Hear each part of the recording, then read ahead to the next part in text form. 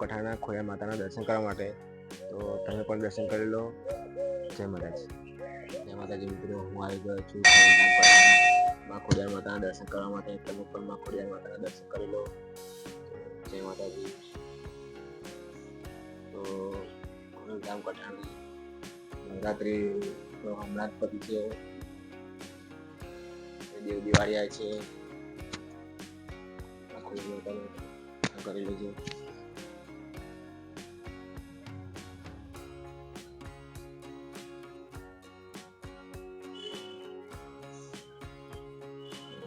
ખોડિયાર માતાએ આજે વ્લોગ બનાવવા છું ખોડિયાર કઠાણા.